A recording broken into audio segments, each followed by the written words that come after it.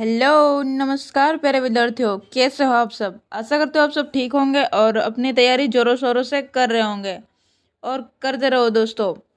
तो आज अपन बात करने वाले हैं इस क्लास में एनईपी से जुड़े सभी तमाम सवालों को देखने वाले हैं। और आज इस क्लास को देखने के बाद एनईपी से संबंधित आपका एक भी क्वेश्चन नहीं छूटेगा, ये मैं वादा करती हूँ। छोटे से छोटा सवाल और बड़े से बड़ा सवाल इस क्लास में शामिल किया गया है। तो दोस्तों आप क्लास को अंत तक जरूर देखना। कोई भी क्लास को बीच बीच में छोड़ के मत जाना और क्लास को पूरा जरूर देखें दोस्तों मैं क्लास की शुरुआत करने से पहले एक बार फिर से आपका इनके लर्निंग प्लेटफॉर्म पर तहे दिल से स्वागत करती हूँ और आप सभी का हार्दिक अभिनंदन करती हूँ। तो चलिए अपन ज़्यादा देर नहीं करते हैं, क्वेश्चन बहुत ज़्यादा है और टाइम कम है, तो अपन क्वेश्चन आंसर की शुरुआत करते हैं। दोस्तों ये रहा अपना पहला क्वेश्चन, आपको मोबाइल स्क्रीन पर दिख रहा होगा। तो फाइनली अपन शुरुआत करते हैं क्वेश्चन नंबर फर्स्ट की। एनईपी यानी कि नेशनल एजुकेशन पॉलिसी 2020 या नई शिक्षा नीति 2020 किसने तैयार की। तो दोस्तों अपन यहाँ पर सीधा क्वेश्चन पढ़ेंगे और आंसर करेंगे, क्योंकि यहाँ पर क्वेश्चन ज़्यादा है और समय कम है, तो अपन विश्लेषण नहीं करेंगे और सीधा आंसर देखेंगे। तो इस क्वेश्चन का जो सही आंसर रहने वाला है वो है के कस्तूरी रंजन समिति, यानी कि ऑप्शन नंबर बी अपना क्या है सही आंसर है। देखते हैं अगला क्वेश्चन, क्वेश्चन नंबर 2 को। और क्वेश्चन नंबर 2 क्या कहता है, एनईपी 2020 के अध्यक्ष कौन है। तो एनईपी 2020 के अध्यक्ष कौन है दोस्तों, तो वो है डॉक्टर के कस्तूरी रंजन। दोस्तों क्वेश्चन नंबर 3 की बात करते हैं। क्वेश्चन नंबर 3 है, जीडीपी का कितना प्रतिशत केंद्र सरकार द्वारा नई शिक्षा नीति 2020 में खर्च किया जाएगा। तो इसका कितना प्रतिशत खर्च किया जाएगा, तो वो है 6%। 6% नई शिक्षा नीति यानी कि एनईपी 2020 पर खर्च किया जाएगा। अगला क्वेश्चन देखते हैं, क्वेश्चन नंबर 4 को। पाठ्यक्रम को छात्र के संज्ञानात्मक विकास के अनुसार 4 चरणों में विभाजित किया गया है, इसका सही अनुक्रम क्या है। तो इसका जो पाठ्यक्रम का सही अनुक्रम है वो दोस्तों क्या है, ऑप्शन नंबर ए। पहला है मूलभूत चरण, दूसरा है प्रारंभिक चरण, तीसरा है मध्य चरण और चौथा है माध्यमिक चरण। दोस्तों देखते हैं क्वेश्चन नंबर 5 को। क्वेश्चन नंबर 5 ये रहा, शिक्षा नीति 2020 में 10+2 का नया पैटर्न क्या है। तो उसका जो नया पैटर्न है वो क्या है, ऑप्शन नंबर बी, यानी कि 5+3+3+4। ये क्या है, शिक्षा का नया पैटर्न है। और क्वेश्चन नंबर अगले की बात करते हैं, क्वेश्चन नंबर नई शिक्षा नीति 2020 में मानव संसाधन विकास मंत्रालय को क्या नाम दिया गया। तो उसमें जो नया नाम दिया गया है वो क्या दिया गया है, तो शिक्षा मंत्रालय। शिक्षा मंत्रालय मानव संसाधन विकास मंत्रालय को ये पहले जो नाम था और अब इसका नाम बदलकर क्या कर दिया है, तो वो कर दिया है शिक्षा मंत्रालय। देखते हैं अगले क्वेश्चन को, क्वेश्चन नंबर 7 को। नई शिक्षा नीति 2020 में पहले 5 सालों को कौन सी अवस्था कहा जाता है। यानी कि जो नई शिक्षा नीति 2020 है इसके में जो पहले 5 चरण, यानी कि अपन ने ये अगला क्वेश्चन जो देखा 10+2 का नया पैटर्न जो क्या है 5+3+3 और 4, तो इसके जो अगले ये 5 वर्ष है, इस 5 सालों को कौन सी अवस्था कहा जाएगा। तो वो कौन सी अवस्था कहा जाएगा, नींव चरण। ऑप्शन नंबर बी अपना क्या है सही आंसर रहेगा। बात करते हैं अगले क्वेश्चन की, क्वेश्चन नंबर 8 की। नई शिक्षा नीति 2020 में कौशल विकास पाठ्यक्रम किस वर्ग से शुरू किया जाएगा। यानी कि कौन सी क्लास में है जो कौशल विकास पाठ्यक्रम शुरू किया जाएगा, तो वो कौन सी क्लास में किया जाएगा, कक्षा 6 में। देखते हैं अगला क्वेश्चन, क्वेश्चन नंबर 9। नई शिक्षा नीति 2020 में एक छात्र को उसकी मातृभाषा में न्यूनतम कितनी कक्षा तक पढ़ाया जाना चाहिए। तो वो कितनी कक्षा तक पढ़ाया जाना चाहिए, ऑप्शन नंबर सी अपना सही आंसर है, कक्षा 5 तक। और अगर ज़रूरत पड़े तो इसको अपन कक्षा 8 तक बढ़ा। अगले क्वेश्चन की बात करते हो और अगला क्वेश्चन है क्वेश्चन नंबर 10, यानी कि एनईपी का फुल फॉर्म क्या है। एनईपी की फुल फॉर्म अपन को बताना है। तो एनईपी की जो फुल फॉर्म है वो क्या है दोस्तों, तो वो है नेशनल एजुकेशन पॉलिसी। ये क्या है, एनईपी की फुल फॉर्म है। तो अपना आंसर मिल गया। और देखते हैं अगले क्वेश्चन को, क्वेश्चन नंबर 11 को। दोस्तों ये रहा क्वेश्चन नंबर 11 और क्वेश्चन नंबर 11 क्या कह रहा है, हाल ही में एनईपी को कब संशोधित किया गया। यानी कि एनईपी को संशोधित कब किया गया है, तो वो किया गया है 2020 में। अगला क्वेश्चन है NEP 2020 कितने नंबर की राष्ट्रीय शिक्षा नीति है? तो वो है तीसरे नंबर की। क्वेश्चन नंबर 13 है भारत में अब तक शिक्षा नीति किस वर्ष आई है? तो वो आई है 1968 में फर्स्ट, और इसके बाद सेकेंड 1968, और जो तीसरी आई है वो कब आई है दोस्तों? तो वो आई है 2020 में। तो अपना जो सही आंसर रहेगा वो रहेगा उपयुक्त सभी। यानी कि अब तक भारत में कुल कितनी शिक्षा नीति कितनी बार लागू हो चुकी है? तो वो हो चुकी है 3 बार।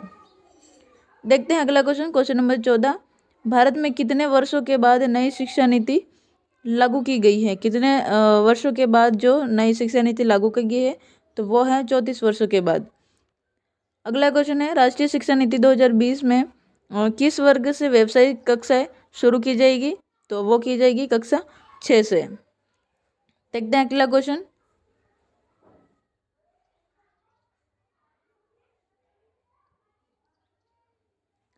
क्वेश्चन नंबर 16 है नई शिक्षा नीति 2020 में किस पाठ्यक्रम को समाप्त कर दिया गया है? तो वो कर दिया गया DLED तो चल रहा है और BEd भी चल रहा है, तो MPhil जो है वो क्या है, इसको समाप्त कर दिया गया है। अगला क्वेश्चन है नई शिक्षा नीति 2020 में व्यावसायिक क्षेत्र में कितने वर्षों के अध्ययन के बाद डिप्लोमा प्रदान किया जाएगा? तो वो किया जाएगा कम से कम आपको 2 वर्ष उसको पूरा करना होगा, यानी कि उसमें डिप्लोमा करने के लिए 2 साल लगेंगे।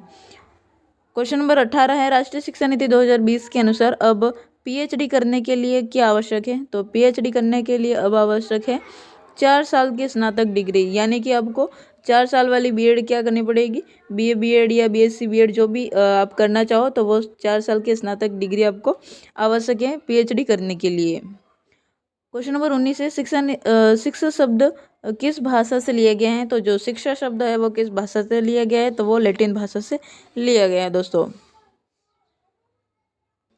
क्वेश्चन नंबर 20 की बात करते हैं। क्वेश्चन नंबर 20 है राष्ट्रीय शिक्षा नीति 2020 में छात्र और शिक्षक का अनुपात क्या रहेगा? तो वो रहेगा दोस्तों 30:1। क्वेश्चन नंबर 21 की बात करते हैं राष्ट्रीय शिक्षा नीति 2020 के अनुसार राष्ट्रीय मूल्यांकन केंद्र किसके लिए बनाए गए हैं? जो राष्ट्रीय मूल्यांकन केंद्र बनाए गए हैं वो किसके लिए बनाए गए थे? वो बच्चों के लिए बनाए गए हैं। अगले क्वेश्चन की बात करते हैं क्वेश्चन नंबर 22 की, तो छात्रों के आकलन के लिए राष्ट्रीय मूल्यांकन केंद्र बनाए गए हैं जिसका नाम क्या है? यानी कि बालकों के लिए जो राष्ट्रीय मूल्यांकन केंद्र बनाया गया उसका नाम क्या है? तो उसका नाम क्या है? परख। परख उसका नाम है दोस्तों। क्वेश्चन नंबर 23 की बात करते हैं परख राष्ट्रीय शिक्षा नीति 2020 में शामिल एक राष्ट्रीय मूल्यांकन केंद्र है। परख में P का क्या मतलब है? जो परख में प्रथम शब्द है, अक्षर है, तो उसका क्या मतलब है? तो उसका क्या मतलब है? तो उसको परफॉर्मेंस, P का मतलब है परफॉर्मेंस दोस्तों। ठीक है, अगले क्वेश्चन की बात करते हैं क्वेश्चन नंबर 24 की। तो क्वेश्चन नंबर 24 है दीक्षा पोर्टल किससे संबंधित है? दोस्तों ये दीक्षा जो पोर्टल है वो किससे संबंधित है? वो तो ये संबंधित है शिक्षक से संबंधित है। किससे संबंधित है? शिक्षक से संबंधित है ये शिक्षा पोर्टल। अपना जो सही आंसर रहेगा वो रहेगा ऑप्शन नंबर B, यानी कि देश में शिक्षकों के कौशल को विकसित करना इसका क्या है? उद्देश्य है, और ये शिक्षक से संबंधित है। अगला क्वेश्चन है क्वेश्चन नंबर 25, राष्ट्रीय शिक्षा नीति 2020 में निम्नलिखित में से कौन सा कथन प्रस्तावित है? कौन सा कथन प्रस्तावित है?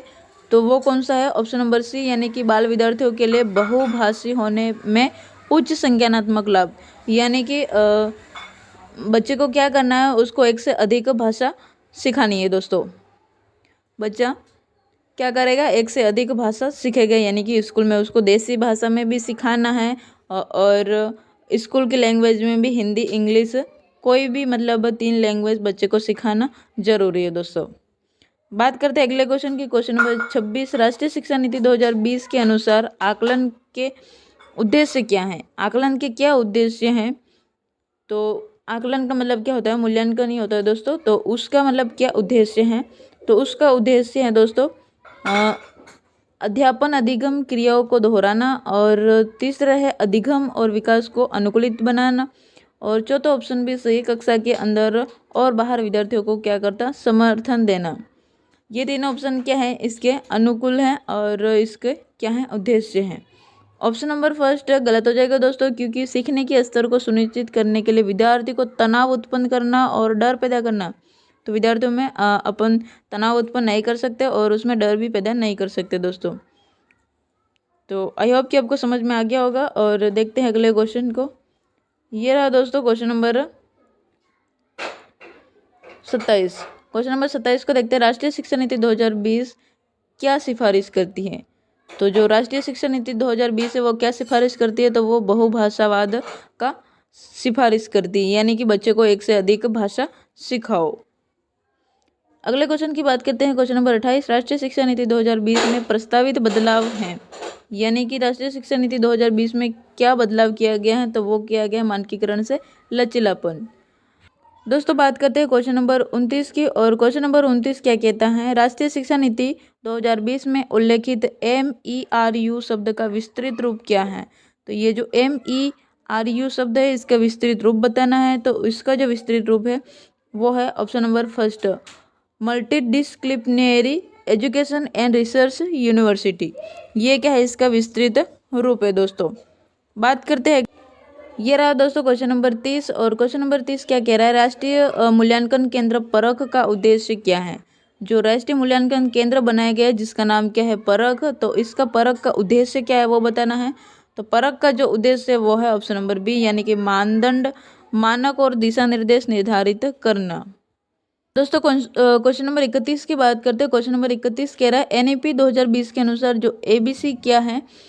ABC वो क्या है? तो ABC का मतलब है दोस्तों शिक्षा बैंक क्रेडिट। यानी कि दोस्तों आपने सुना होगा कि आप जब भी कॉलेज में कहीं अब एडमिशन लेते हो तो आपको क्या करना जरूरी है? ABC ID बनाना जरूरी। तो उसी से आपका एडमिशन होता है और उसी से आपको एग्जाम में बिठाया जाता है दोस्तों अगले क्वेश्चन की बात करते हैं। और अगला क्वेश्चन है क्वेश्चन नंबर 32, यानी कि जो NEP 2020 के अनुसार ABC है इसका फुल फॉर्म क्या है? ABC का फुल फॉर्म बताना है। तो ABC का फुल फॉर्म जो हो जाएगा वो हो जाएगा ऑप्शन नंबर ए, यानी कि academic bank of credit. ABC का फुल फॉर्म क्या है? तो वो है एकेडमिक बैंक ऑफ क्रेडिट दोस्तों। बात करते हैं अगले क्वेश्चन की। अगला क्वेश्चन है क्वेश्चन नंबर 33। क्वेश्चन नंबर 33 क्या कहता है? राष्ट्रीय शिक्षा नीति 2020 में प्री स्तर यानी कि 3 प्री स्कूल स्तर के उपयोग की गई पारिभाषिक शब्दावली क्या है? यानी कि 1 से 3 साल के बच्चे जहाँ पढ़ेंगे उसका नाम क्या है? तो उसका नाम है दोस्तों, वो कहाँ पढ़ेंगे? तो वो पढ़ेंगे बाल वाटिका में। दोस्तों बात करते हैं क्वेश्चन नंबर 33 की। राष्ट्रीय शिक्षा नीति 2020 में प्री स्कूल स्तर 3 के लिए उपयोग की गई पारिभाषिक शब्दावली क्या है? यानी कि जो प्री के पहले जो 3 साल होते हैं, 3 साल तक का बच्चा जहाँ पढ़ेगा तो वो कहाँ पढ़ेगा? तो उसका नाम क्या है? तो वो है बाल वाटिका। बात करते हैं अगले क्वेश्चन की। तो राष्ट्रीय शिक्षा नीति 2020 में स्कूली शिक्षा के किस स्तर पर चरणों में बच्चों के बीच शिक्षण के न्यूनतम स्तर का उल्लेख है?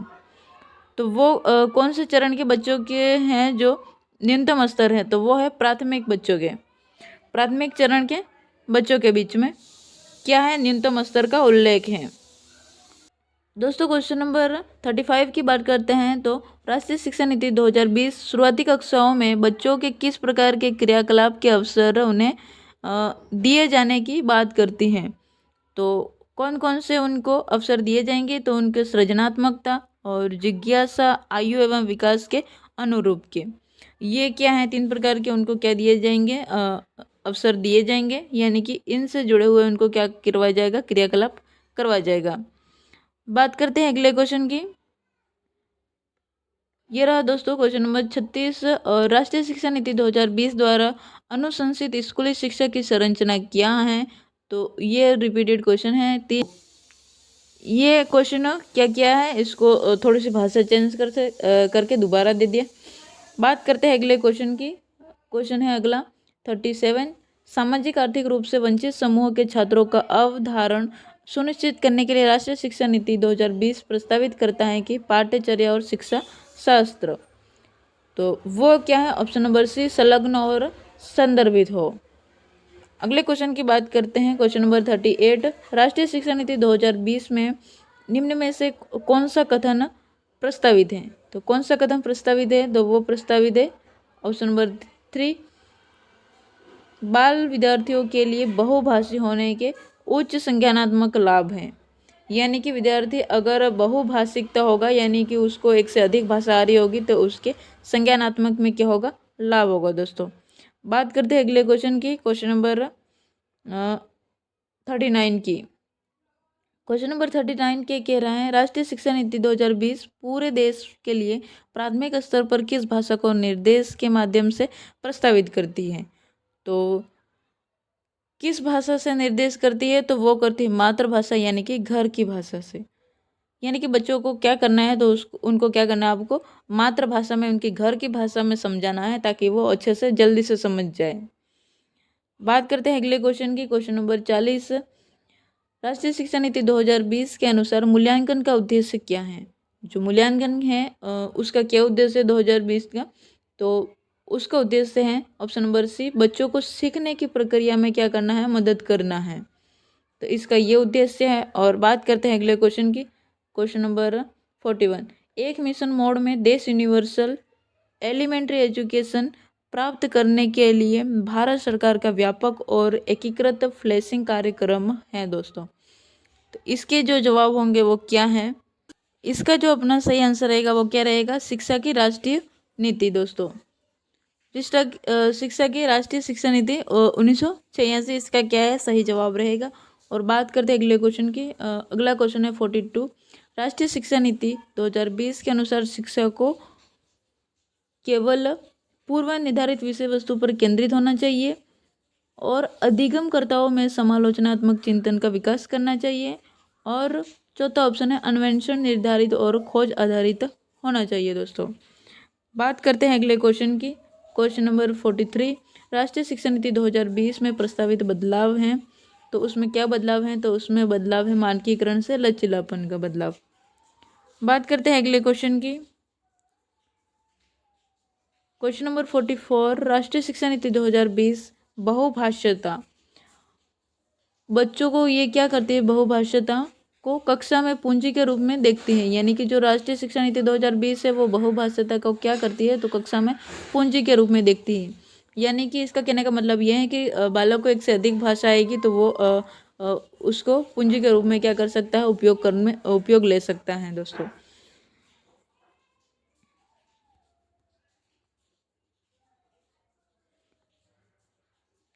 बात करते हैं अगले क्वेश्चन की, अगला क्वेश्चन है 45। राष्ट्रीय शिक्षा नीति 2020 सामाजिक आर्थिक रूप से वंचित समुदायों से आने वाले विद्यार्थियों के अवधारणा के लिए क्या प्रस्तावित है।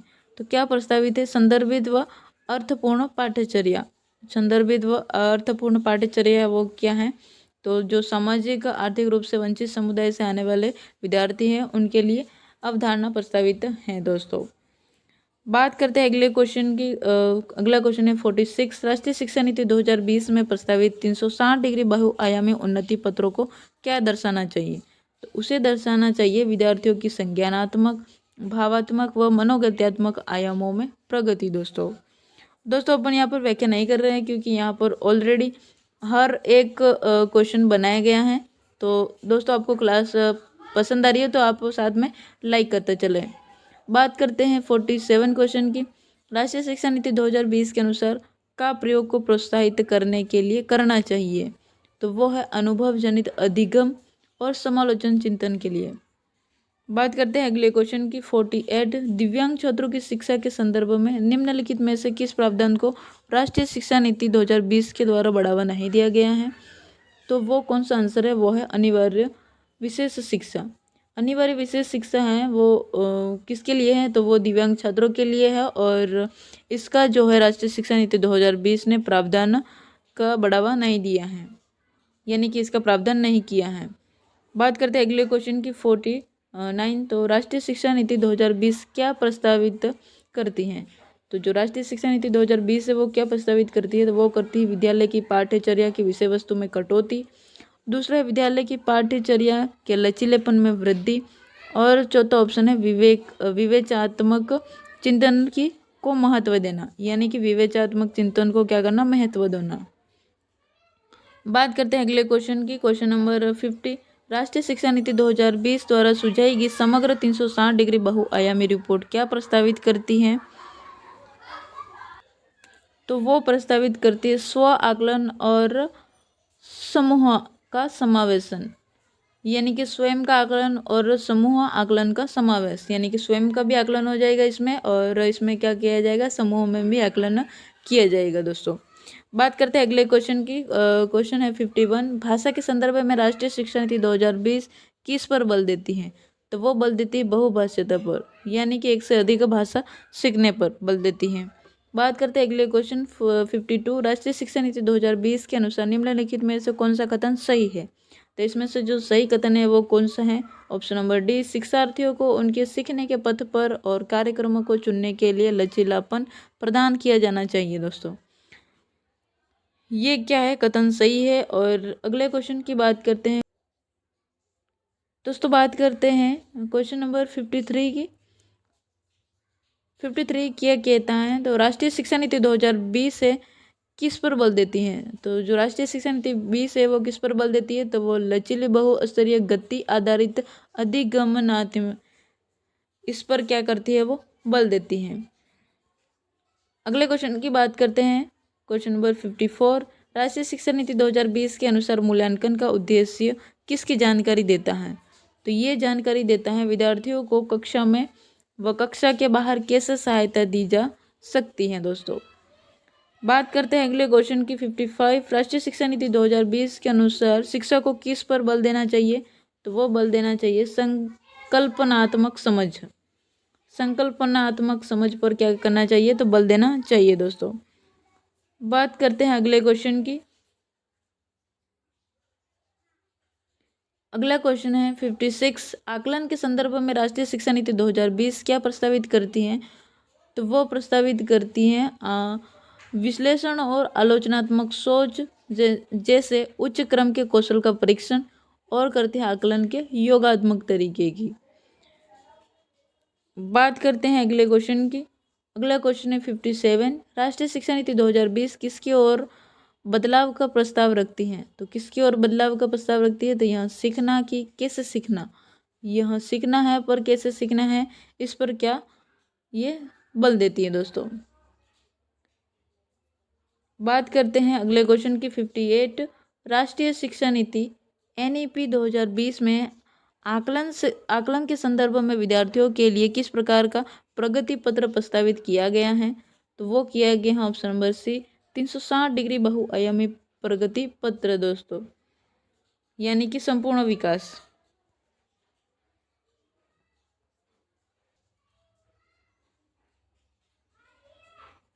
बात करते हैं अगले क्वेश्चन की। क्वेश्चन नंबर 59, राष्ट्रीय शिक्षा नीति 2020 के अनुसार विद्यार्थियों के किन आयामों की प्रगति व अद्वितीय को शामिल करना चाहिए? तो वो है संज्ञानात्मक, भावात्मक और मनोगत्यात्मक। इन आयामों को क्या करना चाहिए? तो विद्यार्थियों के प्रगति व अद्वितीयता में शामिल करना चाहिए। बात करते हैं अगले क्वेश्चन की। क्वेश्चन नंबर 60, हेतल घर में गुजराती बोलती है और इस भाषा को पढ़ने और लिखने में उसका प्रवाह है। उसके विद्यालय में निर्देश का माध्यम है कि हिंदी है, वह भाषा नहीं जानती है। राष्ट्रीय शिक्षा नीति 2020 के अनुसार इस स्थिति में विद्यालय को क्या करना चाहिए? तो यानी कि ये कहने का मतलब है कि एक हेतल नाम की लड़की है, तो वो अपने घर पे क्या बोलती है? तो वो बोलती है अपने घर पे गुजराती, और इस भाषा को पढ़ने और लिखने में भी उसका क्या है, प्रवाह है, यानी कि वो गुजराती को पढ़ना लिखना जानती है। उसके विद्यालय में निर्देश है कि हिंदी में पढ़ाया जाए, तो यहाँ हिंदी भाषा है वो वह नहीं जानती है। तो राष्ट्रीय शिक्षा नीति 2020 है, इसके अनुसार इस स्थिति में विद्यालय को क्या करना चाहिए? तो उस स्थिति में विद्यालय को करना चाहिए ऑप्शन नंबर बी, बहुभाषावाद की संस्कृति सृजित करने के लिए सभी बच्चों को एक दूसरे की मातृभाषा का सम्मान करने के लिए कहना चाहिए। दोस्तों बात करते हैं अगले क्वेश्चन की। अगला क्वेश्चन है 61,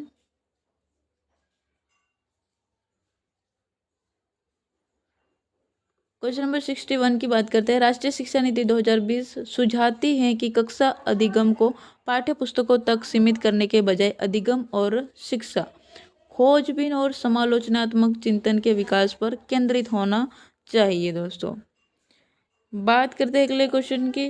क्वेश्चन नंबर 62, राष्ट्रीय शिक्षा नीति 2020 किस पर बल देती है? तो वो बल देती है समप्रत्ययी समझ पर। बात करते हैं अगले क्वेश्चन के। अगला क्वेश्चन है 63, राष्ट्रीय शिक्षा नीति 2020 बच्चों के मूल्यांकन के लिए और समावेश को प्रस्तावित करती है। तो वो करता है समूह कार्य व स्व आकलन। बात करते हैं अगले क्वेश्चन की। अगला क्वेश्चन है 64। क्वेश्चन नंबर 64 कह रहा है, राष्ट्रीय शिक्षा नीति 2020 में निम्नलिखित में से कौन सा प्रावधान नहीं सुझाया गया है? तो वो नहीं कौन सा सुझाया गया है? तो वो है ऑप्शन नंबर डी, बच्चों में अनुपालन को बढ़ावा देने के लिए अध्यापक को इनाम और दंड को इस्तेमाल करना चाहिए। ये क्या है? राष्ट्रीय शिक्षा नीति 20 में इसको शामिल नहीं किया गया है दोस्तों, क्योंकि मतलब किसी बच्चे को सिखाने के लिए उसको इनाम या दंड दिया जाएगा, इसका इस्तेमाल नहीं करना है।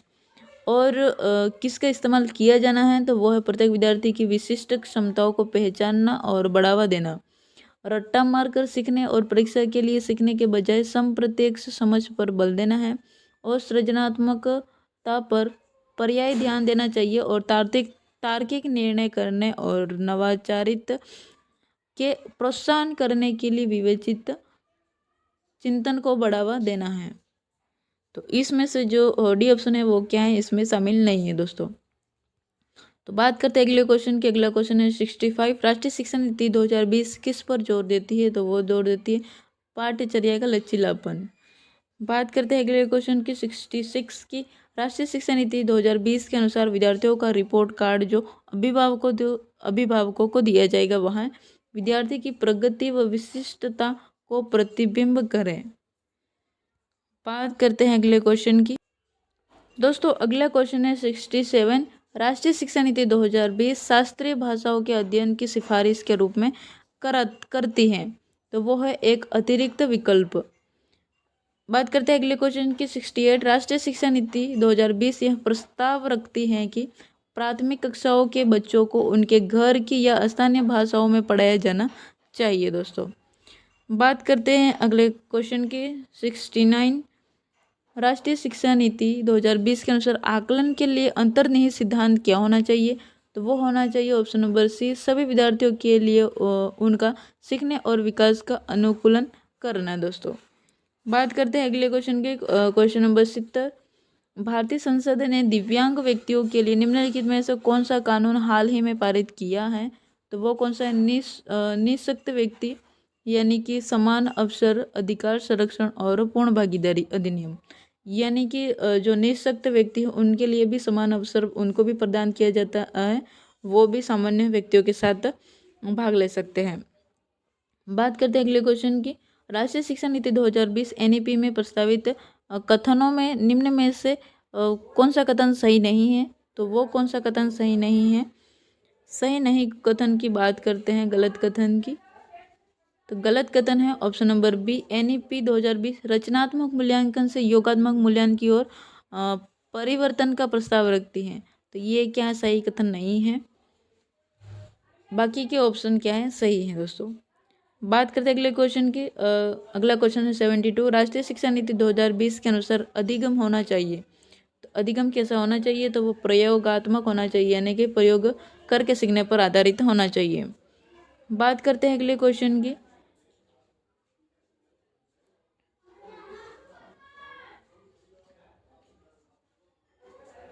अगला क्वेश्चन है 73, राष्ट्रीय शिक्षा नीति 2020 के अनुसार विद्यालयों में मूल्यांकन का अभिरूप होना चाहिए। तो वो कैसा होना चाहिए? तो वो होना चाहिए योगात्मक और रचनात्मक। दोस्तों बात करते हैं अगले क्वेश्चन की। अगला क्वेश्चन है 74, निम्न में से कौन सी शिक्षा शास्त्रीय रणनीति राष्ट्रीय शिक्षा नीति 2020 द्वारा प्रस्तावित है? तो वो है अन्वेषण आधारित अधिगम, दूसरा है कथा वाचन आधारित शिक्षा शास्त्र और चौथा है चर्चा आधारित कक्षाएं। दोस्तों बात करते हैं अगले क्वेश्चन की। अगला क्वेश्चन है 75, राष्ट्रीय शिक्षा नीति 2020 में विद्यार्थियों के आकलन हेतु प्रस्तावित 360 डिग्री बहुआयामी रिपोर्ट के संदर्भ में कौन सा कथन सही नहीं है? तो सही नहीं है कथन की क्या? सही नहीं है कथन वो बताना है, तो कौन सा नहीं है?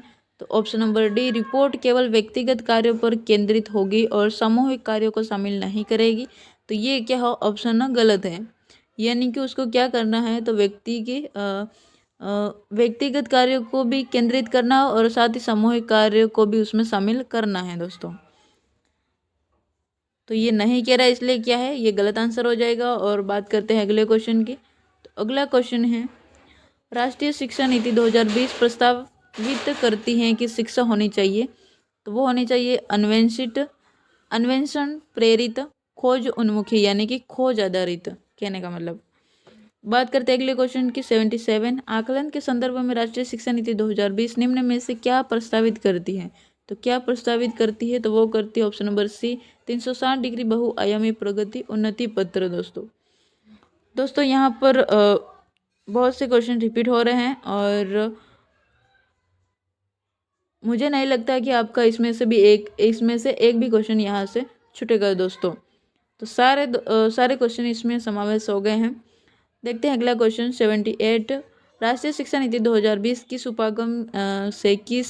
उपागम के लिए शिक्षण शास्त्रीय बदलाव की अनुशंसा करती है, तो वो है ऑप्शन नंबर बी, रटने पर आधारित अधिगम अवधारणात्मक समझ। इस पर क्या करती है, अनुशंसा करती है, मतलब बदलाव की अनुशंसा करती है। बात करते हैं अगले क्वेश्चन की 79, राष्ट्रीय शिक्षा नीति 2020 निम्न में से कौन सा कथन प्रस्तावित है, तो कौन सा प्रस्तावित है, तो ऑप्शन नंबर सी, बाल विद्यार्थियों के लिए बहुभाषी होने के उच्च संज्ञानात्मक लाभ। यानी कि क्या है, बालकों को एक से अधिक भाषा सिखाई जाए जिससे उनका क्या हो, संज्ञानात्मक लाभ हो। आज के अंतिम क्वेश्चन की बात करते हैं, क्वेश्चन नंबर 80, राष्ट्रीय शिक्षा नीति 2020 पूरे देश के लिए प्राथमिक स्तर पर किस भाषा को निर्देश के माध्यम से प्रस्तावित करती है, तो वो है मातृभाषा, यानी कि घर की भाषा। यानी कि इसका कहने का मतलब यही है कि बच्चों को क्या करना है, तो बच्चों को उनकी मातृभाषा में सिखाओ। बच्चों को जो भी भाषा अच्छे से आती है उसी भाषा में उसको क्या करो, पढ़ना सिखाओ और बोलना सिखाओ, लिखना सिखाओ, ये सब कुछ उसी भाषा पर क्या करना है, जोर देना है, यानी कि उनकी मातृभाषा पर जोर देना है। तो दोस्तों ये था आज का अंतिम क्वेश्चन और यही अपनी क्लास का अंत है। तो दोस्तों आपको क्लास पसंद आई हो तो क्लास को एक लाइक करके जाइए और चैनल को किसी ने सब्सक्राइब नहीं किया है तो वो भी कर लीजिए। आपको यहाँ पर ऐसी मज़ेदार क्लासें मिलती रहेगी। धन्यवाद दोस्तों।